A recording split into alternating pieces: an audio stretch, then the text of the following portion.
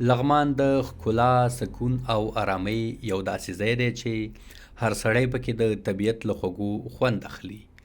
دلته هر موسم د خپلې ځانګړې ښکلا او خوشبویۍ سره خبرې کوي.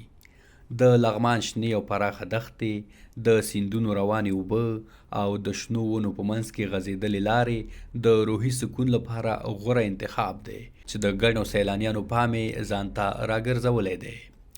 هر کال سلګونه سیلانیان دغه ولایت ته د سیل او سیاحت په موخه راځي. اوس تازه د کوچني اختر د رارسېدو په مناسبت د دغه ولایت د اطلاعات او کلتور رئیس سیلانیانو ته د راتګ ډاډ ورکوي.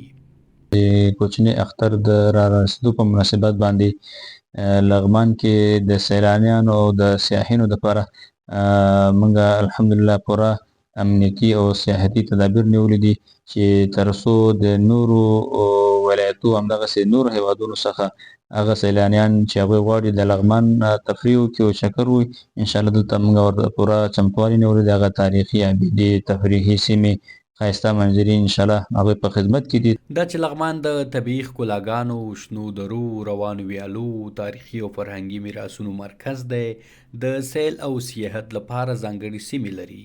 د دې ولایت یو تن اوسیدونکی عمران الله سیدي په اړه وایي. د نورو ولایتو څخه چې لغمان ولایت ته کوم سیاحتي یا ګرځندوی ورونه راځي، لغمان امن ده او موږ دلته ډېرې ښایسته سیاحتي سیمې لرو چې د هغې جملې څخه د الینګار ولسوالۍ، الیشنګ ولسوالۍ، دولت شاه ولسوالۍ ډېر ښه سیاحتي ځایونه موږ لرو او انشاءالله امنیت ده او کولی شي چې نورو ولایتو څخه ګرځندویان راشي او د ښایسته سیمو څخه لیدل وکړي.